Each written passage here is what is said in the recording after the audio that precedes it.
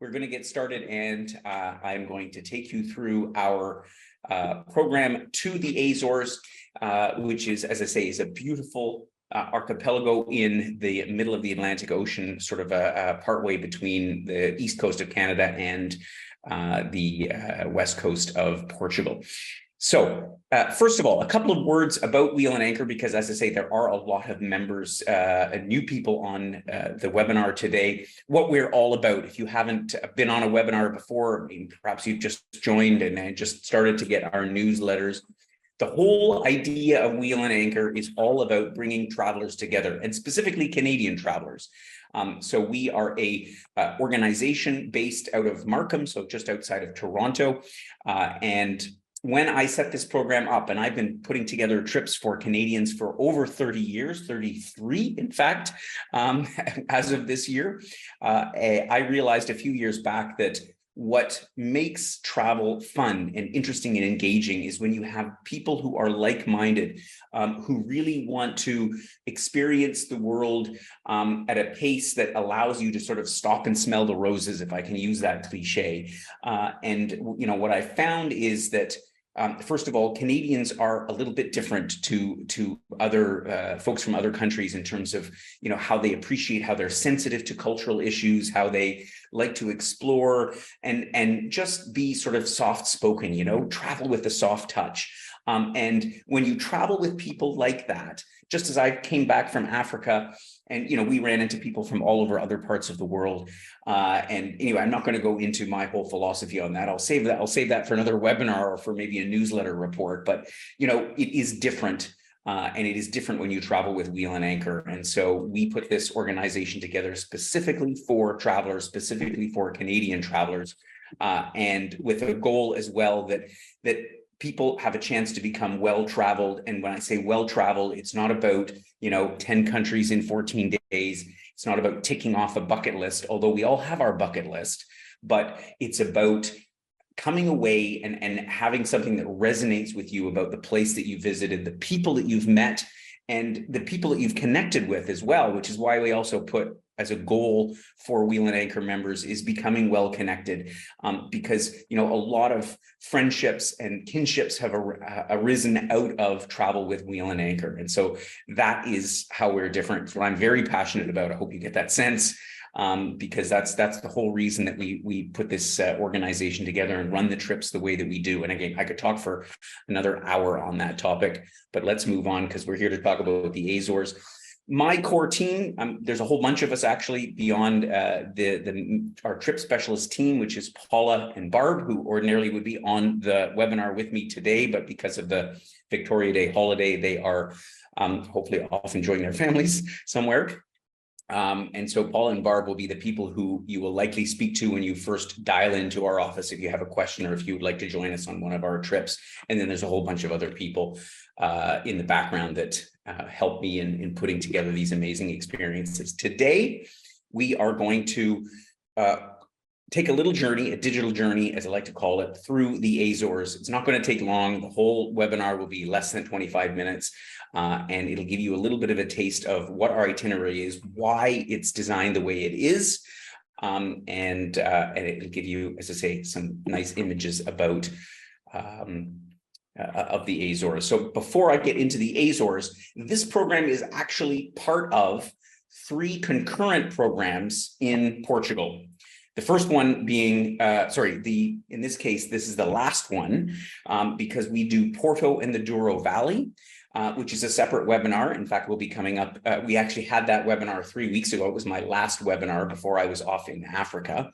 And so if you missed that webinar and you're interested in the week that we spend in the beautiful city of Porto on the west coast of Portugal and the Douro Valley, this trip immediately precedes the Azores.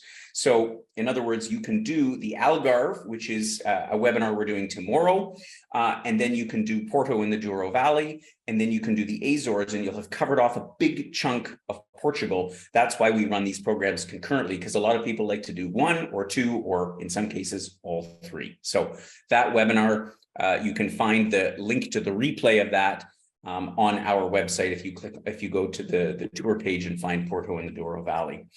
This is actually a photo from our group last year that was there in April of last year. They had a marvelous time. We also had a group come back just literally about not even 2 weeks ago that traveled to the Azores and again also to Porto and onto the Algarve.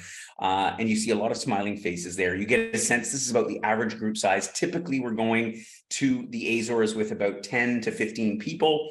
So it's a nice size of group, and it also gives you a sense of, this is what you see. You see incredible mountains, but you also see the azure blue Atlantic Ocean from almost any point on the island, except when you're inside the crater. The views are spectacular. I've been to the Azores so many times and driving around, and it's like you want to stop at every corner because there is a vista. It's just really amazing. But again, the important thing is you get a sense of the smiling faces, the happy people that we have that have gone on this trip. And we've run it a few times now, and we have hardly changed anything because it simply works. The program works the way it works. And what is that program? Well, the Azores, as you can see here on the inset map, are about 1,500 kilometers to the west of Portugal, in the middle of the Atlantic Ocean, in the middle of the Gulf Stream. We are visiting the largest and most populated of the Azores Islands. This is São Miguel, and honestly, the most picturesque as well. Some of the other islands are quite nice, but they're quite thinly populated, and the views that you have here, you have a little bit of everything. We start and end in Ponta Delgada, that is the capital city. When I say city, we're talking about 25,000 people. It's more of a town or a village. Very charming when you arrive there. It's like everything is immaculately clean. The Azores, as you may know, is an autonomous region of Portugal, like Madeira and like some of the other, offshore agglomerations, if you will, that belong to Portugal. And so they are autonomous. They do quite well. So you notice that by walking around the streets. Everything's clean, everything's immaculate. The farms beautifully kept. Like it's so pretty that not just the scenery itself from a geological standpoint, but also the villages, the towns. It's a delightful place. I tell you, you spend a week there and you think, oh, I could spend the rest of my life there. But the weather can be changeable. So that's another thing I wanted to mention about the Azores. But let me talk about the map first. So we start in Ponta Delgada. This is where we fly to. There is a direct flight, a nonstop flight from Toronto that goes not every day, but in the meantime, I think they're up to 4 times a week. It does vary a little bit seasonally. So you fly nonstop to Ponta Delgada from Toronto, with obviously connections from other points in Canada. And then we drive straight away to where we're going to spend the majority of the trip, which is here in Furnas. And Furnas is a volcanic crater. And I'll come back to that in a second when I do the day by day. So we'll spend 4 nights in here, and this is a wonderful place to explore some of the beautiful scenery in the very easternmost part of the island. Nordeste is a lovely little town up there. The northern part of the island, the tea plantations, these volcanic crater lakes that you see dotted around here. So we'll spend the majority of time there, and then on our second last day, we'll do a loop around the north side of the island over to Sete Cidades, which is another volcanic lake. Super picturesque. You'll see some pictures in a minute. And then we'll wrap up with a night in Ponta Delgada itself at a lovely hotel right on the harbor. And that will be our trip. And you'll see, frankly, all the highlights of the island in this period of time. So let's go through it day by day. As I say, first of all, you will arrive in São Miguel, and they call it the Green Island because it is so green. So it was a volcano. In fact, the volcanoes are technically still active, although the last eruption there was like almost 500 years ago. And so, other than you'll see some steam coming up in Furnas, but otherwise it is beautiful green valleys. This is the crater around Sete Cidades, which I pointed out on the map just now with these beautiful lakes. This is sort of gives you a sense of, it's like Ireland. It's so green. And so we will as I say, arrive in and make our way. The flight arrives early in the morning. We make our way. We do a little stop for breakfast in Ponte Delgada, and then we head right into Furnas, and we stay at this wonderful acclaimed hotel called the Terra Nostra Garden Hotel that is adjacent to the Terra Nostra Botanical Park, as well as the hot spring. It's like a whole lake, which is a hot pool, if you will, a thermal pool, which is part of the hotel. The hotel itself is sort of contemporary modern. It's lovely. It's a very comfortable place to spend a few nights. They've got a spa, a wonderful spa facility. They feature ginkgo biloba spas before, something that I'd never come across or I've never seen anywhere else other than here. And as I say, in Furnas, you are in the middle of an active volcano. So when we say active, it's not like there's lava spewing out, but when you wander around this town, you will see where the steam is coming out from all of these sort of geothermal, these like miniature geysers and so on and so forth, just like you see here. So it's a fascinating place to spend a couple of days, because I mean, where else in the world are you going to actually spend time inside an active volcano? And again, you wouldn't know when you look up at the sides of the crater, it's all green and forested and beautiful, beautiful scenery. And during the time that we spend in Furnas, we are going to do some walks. So this trip is really a lot about walking. We're going to walk around Lago de Furnas, which is the main lake. And attached to the lake, there's a couple of little hot pools and so on, where you can actually go in and soak in the pools. We have a free day. A lot of our trips, again, a philosophy is I like to include free days as much as possible, because part of the joy of travel, even when we're with a group, is kind of doing your own thing for a day. You could go and you could play golf at one of the islands only. They have a championship golf course not far away from Furnas. If you're somebody that wants to say that you golfed in the Azores, I haven't played the course, but I've heard it's amazing. You could do a hike to Pocheradona Beja, which is a little village just on the shore. You hike through the valley that links Furnas out to the sea. You can actually do a walk around sort of the crater rim. There's different walks of different levels of ability, if you will. Or you could just spend the day enjoying the spa facilities and this thermal lake. And so I want to explain something about that before I talk about one of the other excursions. Is this huge thermal lake, and I'm sorry, I don't think I put a picture in, which is a bit of a mistake, is part of the hotel complex. So the botanical gardens are part of the hotel, and it's open to the public for an admission fee during the day, but as soon as sunrise comes around 6 o'clock in the evening, it's closed to the public until the next morning at like 9:30 or 10 o'clock.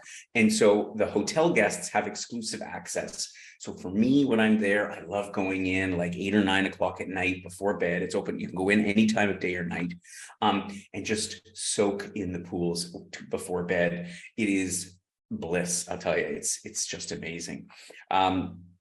So as I say, we will be touring from here, the eastern part of the island, going up to Nordeste, visiting some amazing waterfalls. As you can imagine, being a volcanic island, there's all kinds of springs all over the place. Some of the waterfalls are actually even hot, like there's steam pouring out of them.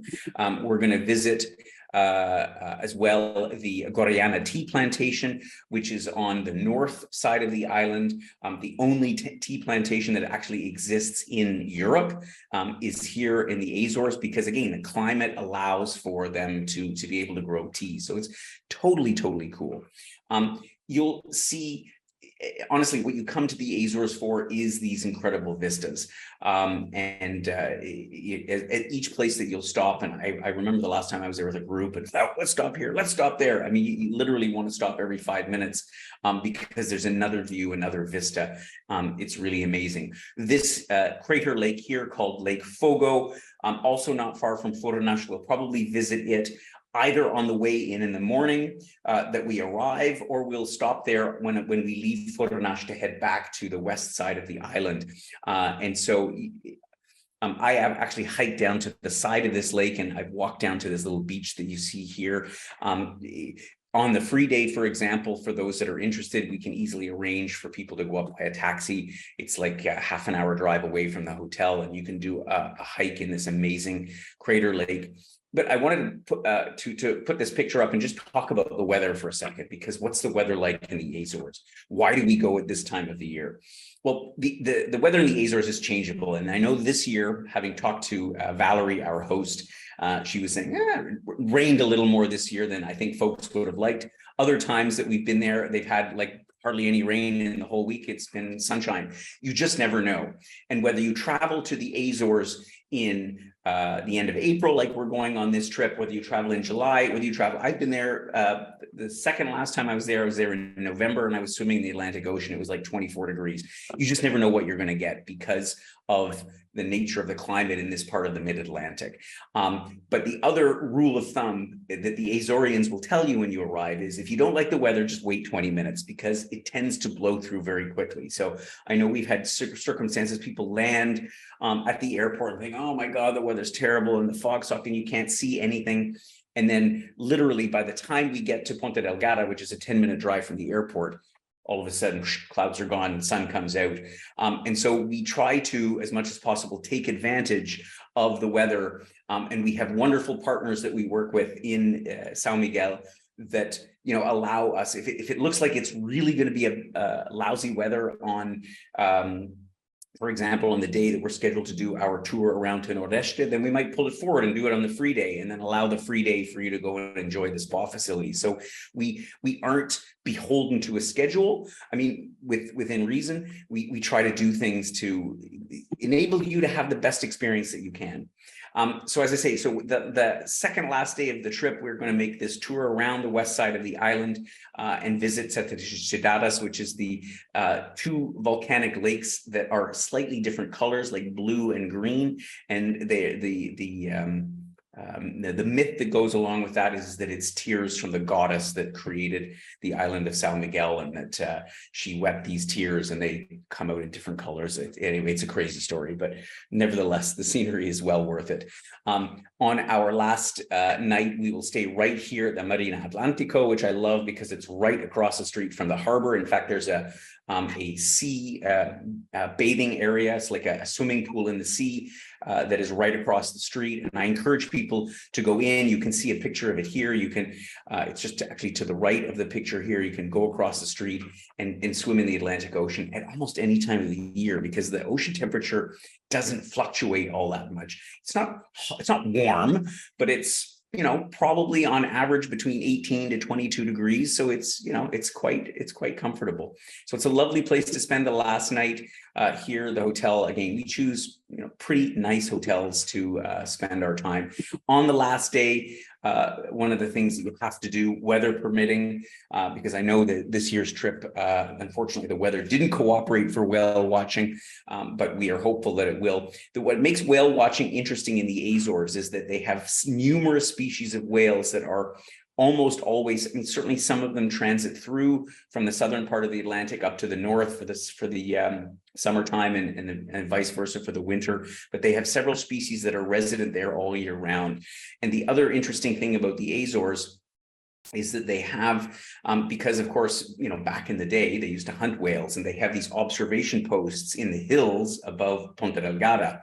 So you have guys that are out taking advantage of the elevation, looking out over the sea with binoculars, spotting the whales from the distance, and then they can sort of geolocate where they are so that when you go out on a whaling expedition, the chances of seeing whales are higher because there's a guy up in the hills that's actually spotted them from a distance.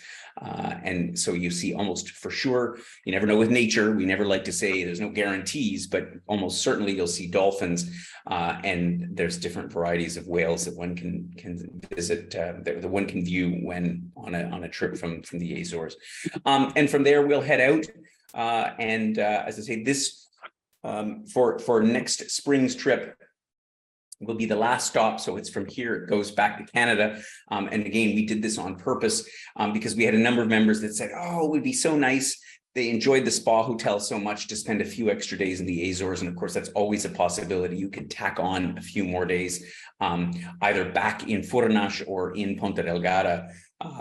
There's so many great spots to to enjoy on the island. So that's the program in a nutshell. As I say, it's April 28th to May the 4th. The pricing here is, of course, all Canadian dollars, and your inclusions are all of your transportation.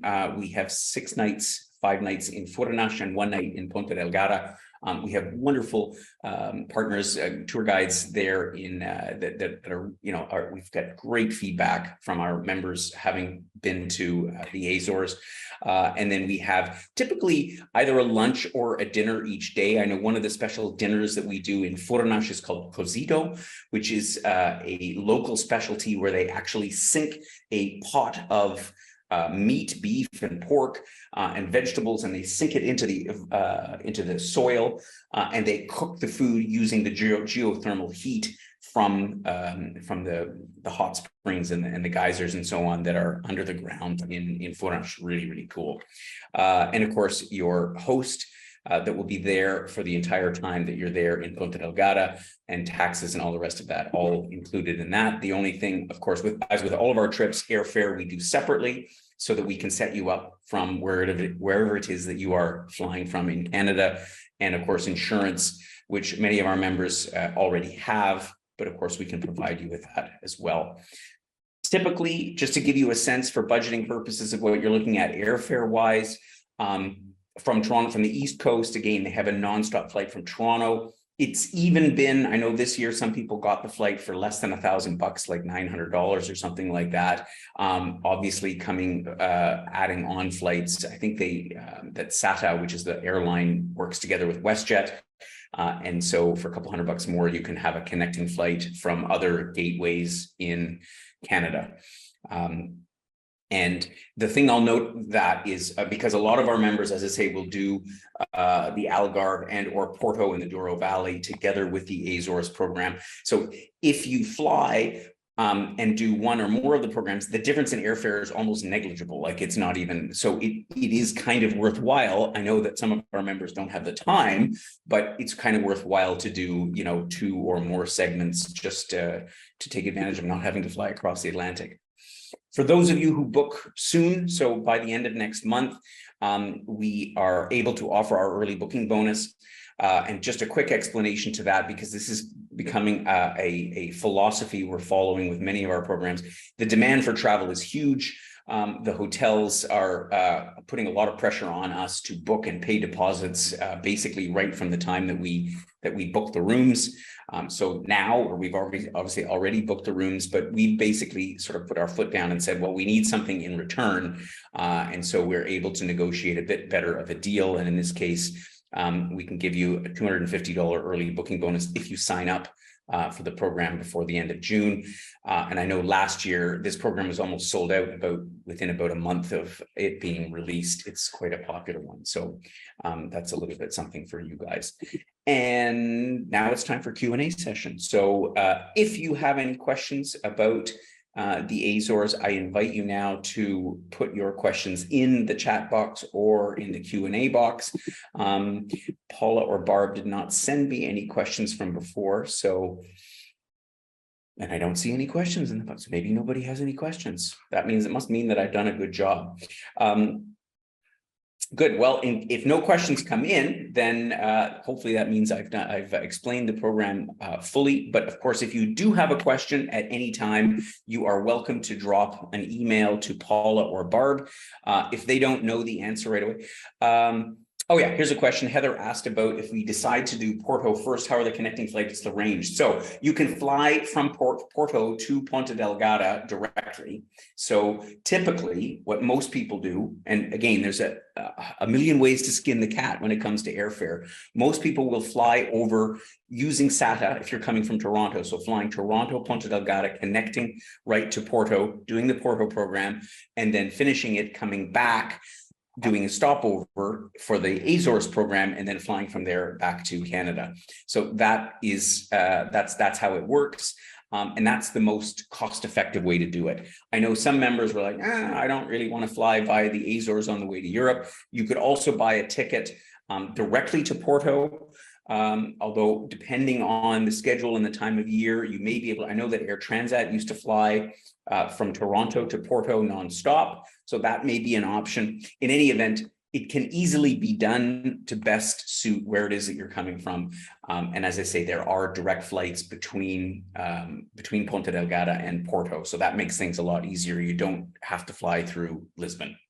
And as I say, if you want, we allow our members either to book their own flights or we'll arrange the flights for you. Bob asked the order of the Portugal trip. So what we're doing for the spring is that we're doing, because spring is obviously cooler at the beginning of April compared to the beginning of May. So we are doing next year Algarve first. So we'll do the Algarve starting in the middle of April, followed by Porto in the Douro Valley, and then the last one of the order next year, I should say, will be Azores. We're going to probably run this program in the fall again, and then we'll do it in reverse order. So we'll do the Azores first. If you do multiple trips, yes, so the early bird booking bonus is on a per trip basis. So we offer the same thing on the Porto and Douro Valley program. So yes, you are eligible for the early bird bonus on each segment of the trip. Yes, that is the case. So thank you for the question, Shelley. I appreciate it. And let's see, I don't see any other questions. So as I say, if you do have a question, drop a note to Paula or Barb. The best way is by email. Things have been kind of busy in the last couple of weeks. But of course, you're welcome to give them a call, leave a voicemail if you don't get a hold of them. And if they don't have the answer for you, then certainly they will reach out to myself or to one of my colleagues and get the answer for you. So I appreciate you joining us for the webinar today. As I say, I'm going to be talking tomorrow, same time, same place. So tomorrow at 12 o'clock Eastern Standard Time at noon, I'll be talking about our program to the Algarve. Please join me for that. If you didn't get the webinar link, you'll find it in last week's newsletter. Otherwise just drop us a note and we'll send you the link to the webinar for tomorrow. Hope to see you then. Thank you for taking the time to join me on this webinar today. We've got a bunch more webinars happening. As I say, it's Algarve tomorrow, it's Iceland on Thursday, and then it's Norway on Tuesday, if I'm not mistaken. And then we have Australia coming up as well. So have a look at all that. Thank you again for joining me, and have yourselves a lovely rest of the day. Bye-bye for now.